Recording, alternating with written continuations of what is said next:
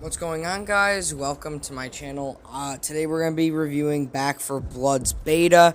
Now, I was not very happy about the marketing for this game because I thought when I heard, Left 4 Dead experience, I was kind of hoping for, well, a single-player story. And quite frankly, that's not what you get with this experience. It's online only, and it's really disappointing. The gunplay is alright. I don't think it's bad. I don't think it's amazing. Like, there is better gunplay out there, and that's kind of the theme of this game. Nothing's bad, but nothing's really good. It's just kind of a mediocre mess at the moment, and I think it desperately needs to be fixed. And I think that's the problem with this game, is it's just not it. It's a very mediocre at best game. TK is really obnoxious. There's a lot of griefers, and a lot of the systems don't work quite yet.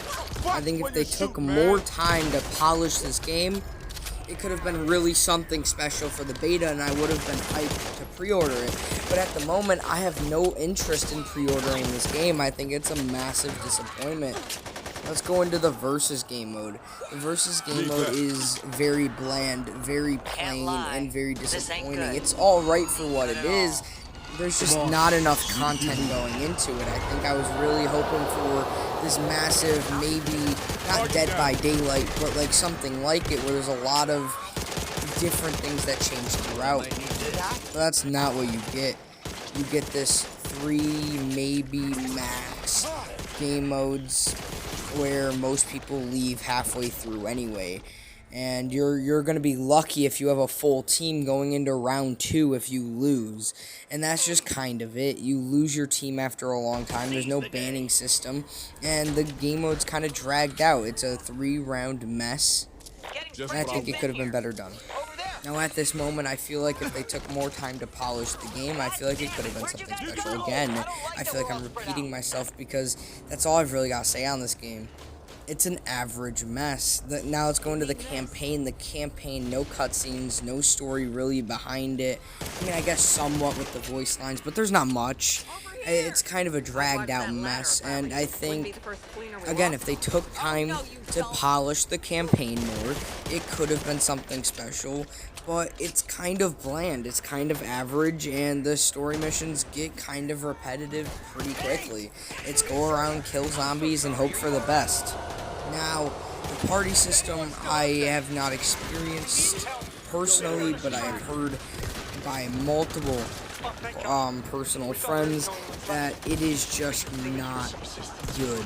Now, I played this on Xbox, so I wouldn't know. I didn't know, but I've heard it's not good on a lot of Xbox. But if you had an experience with that, I hope you enjoyed the party system. I personally haven't tried it, so I'm not going to speak on that or review it. Now, the gunplay, I'm gonna go back to that real quick because I think the gun models, not the gunplay, but the gun models are really interesting. I think they could have been even better, but I think the graphics are holding it back.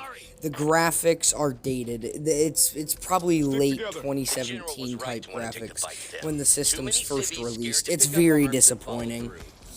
I think if they took more time and delayed the game to next year, October, it could have been one of the most anticipated games that year. And that's when Halo Infinite's coming out.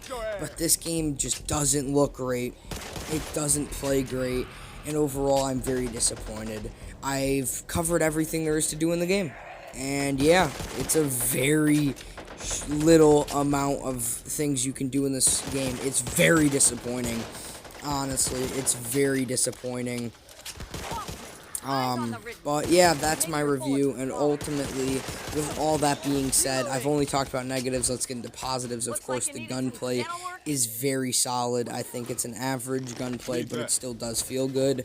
And the zombie horde, like when you're fighting hordes and the big bosses, are amazing. I had so much fun with those, and I think that should have been another game mode in its own where you fight hordes, which is, I guess, versus, but properly done, I guess, because it's not properly done.